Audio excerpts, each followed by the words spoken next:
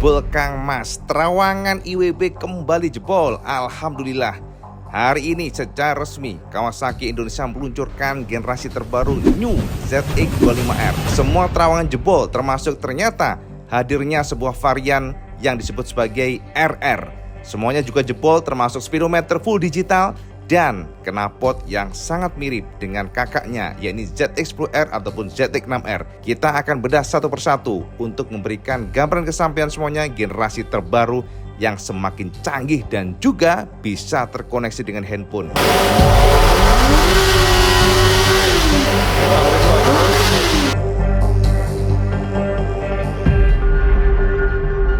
Nah Kang Bro, ini generasi terbaru ZX25R. Sampai pasti bertanya, Cak WB, sing anyar opo Cak WB lah. Tenang dulu Cak, jangan nafsu-nafsu, kita lihat pelan-pelan. Jadi generasi 2023 yang diluncurkan oleh Kawasaki Indonesia hari ini, alhamdulillah WB ya beruntung bisa melihat langsung sehingga bisa nge-share ke sampean semuanya. Yang jelas Cak, ini adalah yang versi special edition, di mana motor ini sudah quick shifter. Akan tetapi ada beberapa poin yang berbeda dibandingkan dengan yang versi RR, karena ada RR-nya nih. Jelas tidak ada perbedaan apapun dari sisi desain, masih mempertahankan desain sebelumnya, di mana Kawasaki sepertinya tetap pede dengan desain yang sudah ada. Ternyata lampu-lampunya sudah menggunakan LED, jadi tidak seperti generasi yang sebelumnya.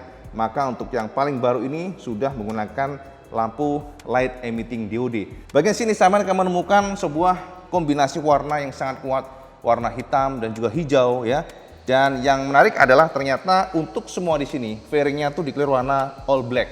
Ya semuanya hitam. Akan tetapi Kawasaki memberikan sentuhan stripping dan tulisannya ini 250 ya kalau nggak salah nih.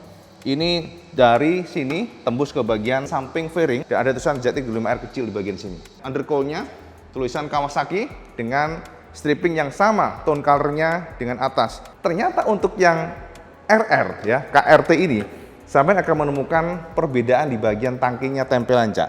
Jadi tempelannya adalah Kawasaki Racing Team, akan tetapi tidak sama seperti sebelumnya. Ternyata Kawasaki memberikan logo KHI di sini. Padahal yang sebelumnya nggak ada Cak.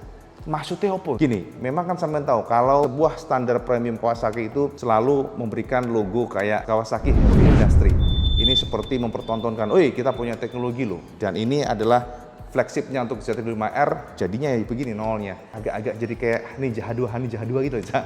Haha, sampai itu H2 ngomong susah. Di bagian sini standarnya sama sudah mendapatkan protektor. Nah, ini ada bagian sini, ada kita bahasanya itu kayak pro grip ya.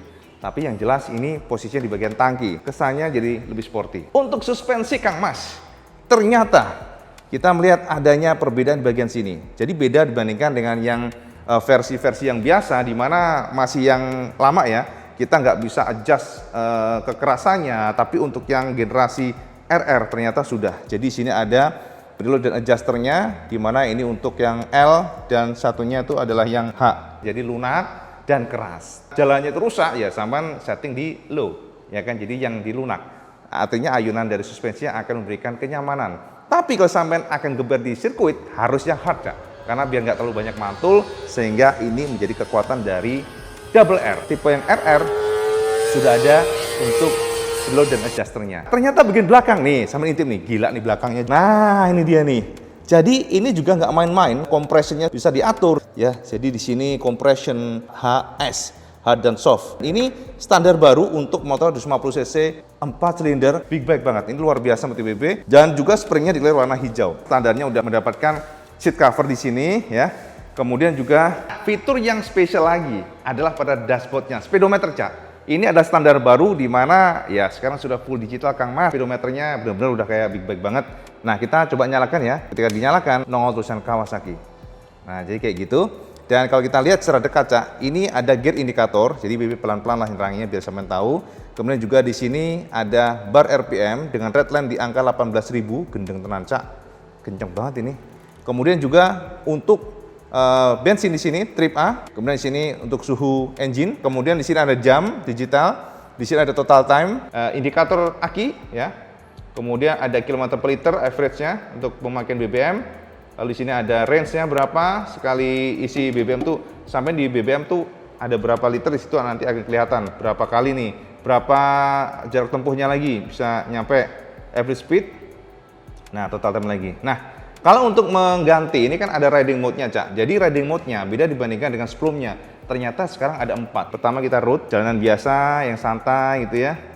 Terus kalau kita ganti lagi, nah gantinya mencet dari sini, Cak. Mencet di sini tahan ya.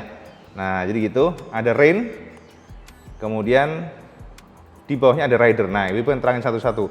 Nah, untuk rider ini kita bisa mengganti KTRC-nya dan power. Jadi kalau rider itu bisa dipersonalize lah, dipersonalisasi. Intinya bisa diotak-atik. Nah, bisa lihat di sini. Nah, ini full F, mencet dari select ini, ya kan? Ini ada KTRC. Jadi kalau kita milih nih, taruh lagi kita milih nih. Jadi milihnya, ini mencetnya, Cak, untuk yang selectnya, ini untuk yang mindahin atas bawahnya. Maksudnya low atau full power dari sini. Ya kontrolnya. Baru nanti kalau oke, sama pindah lagi di sini nih. Tos. Nah, pencet lagi. Nah, ini ada off, matikan. Jadi kalau ada off, dia juga nongol di sini. Ada kelihatan indikatornya. Jadi ada dua informasi yang membuat kita ngeh kalau ini traction control off, dan kalau kita pengen hidupin lagi, nah di bawahnya. Nah jadi ini traction control ada 3 level dari sini semuanya ya. Kalau mindah-mindahnya kalau udah oke tinggal pencet yang ini. Jadi gitu. Nah ini kan Saman lihat di sini ada night mode. Artinya ini kan gelap nih night mode, Cak. Saman pengen yang putih ya. Nah udah pencetnya dari sini, Cak. Dia nanti akan ganti putih sendiri. Jadi ini kalau kita pengen ganti lagi nih taruhnya, wah ini kayaknya kurang seneng nih, ya udah. Profilnya dari RPM, aku pengen RPM-nya nggak begitu lagi, tapi yang seperti biasanya, ya udah kita ganti ke display lagi, ya. Nah, masuk ke modenya. Nah, modenya di sini, pemilihannya yes. Jadi balik lagi ke tadi. Nah, sorry, kita tahan dua-duanya untuk enter, yes. Nah, kalau kita mau masuk lagi, Cak, pencet lagi seperti ini ke menunya, yes. Nah. Tadi display udah, sekarang ke date and clock. Nah, udah kita tinggal puntir aja begini ya untuk milihnya, ke bawahnya dipencet yang ini enter. Nah, untuk yang date and clock ternyata Saman bisa ngatur, Cak, untuk tanggalnya berapa, tahun berapa, dan juga bulan. Ini bisa sampai setting juga nih, gila ya, lengkap banget ya. Dan format pun untuk clocknya atau jam Saman bisa ganti nih. Formatnya minta yang 12 jam modelnya atau 24 jam. Jadi di sini nanti akan ngaruh di bagian jamnya sini, itu aja. Oke. Nah, kalau kita perhatikan seperti ini, formatnya taruhlah kita rubah di 24. Nanti akan ganti jadi jam 13 nih. Kalau nggak salah begitu ntar. Udah sama sih kayak gini tuh. Nah, ntar salah pencet lagi. Nah, jam 13 kan. Jadi gitu. Kita keluar lagi dulu. Sebenarnya ada nggak sih yang langsung back gitu ya? Belum nemu aja nih WB nih. Sekarang kita ke service ya. Ini ternyata juga bisa service ya. Nah, jadi bisa kita ngecek nih oil change-nya kapan. Oh, nggak waktu ganti oli dan sebagainya. Nah, ini dari sini, Cak, bisa sampean on-in. Nanti akan nyala nih. Canggih banget ini. Ntar. Nah, kayak gini tes. Saman ganti nih.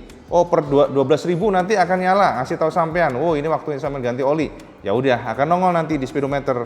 Nah, untuk vehicle setting, Cak, kita akan menemukan adanya shifting lamp, on atau off. Ini kan secara defaultnya di 6.750 RPM. Ini bisa sampai tambah-tambah nih. Wah, saya pengen yang lebih tinggi lagi deh gitu kan. Oh ya, ini on off-nya ya. Ini bisa di on-in, di off-in. Nanti tunjukkan yang jelas ini on dulu ya. Oke. Cak WP, aku pengen yang engine speed-nya di ini dinaikin deh. Udah bisa, Cak.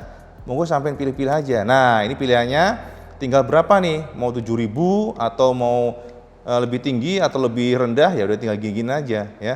Jadi nanti sesuai dengan RPM yang Saman pilih, dia akan nyala. Maksudnya nyala untuk indikator lemnya. Gila, tinggi banget ini. Nggak nyampe-nyampe, Cak. Anjrot. Nah, baik lagi. Nah, kita taruh di 6.000 ya. Pencet lagi, tes. 6.000 akan nyala. Kita keluar dulu, coba sebentar. Yes, kita keluar. Keluar dulu. Nah, ya kan gini, Cak, tampilannya. Dan IWB akan share ke sampean yang disebut sebagai shifting lamp. Nah, kita akan coba nyalakan. Nah, lihat kan?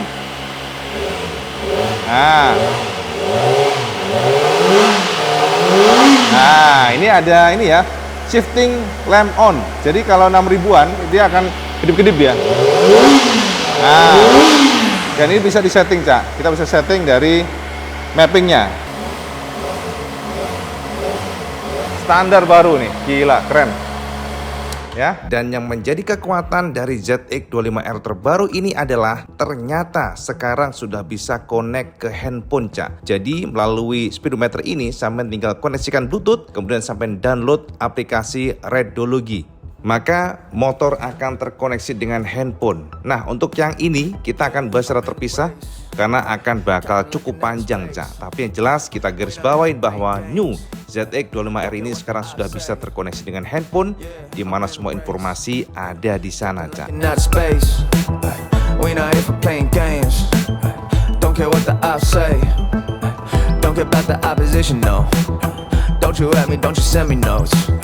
I've been all across the country this year, and I did it from my living room. Not a hooker but a boss, yeah. Red carpet, I'm across it. Doing deals with the corporates. Self-made, self-employed, yeah.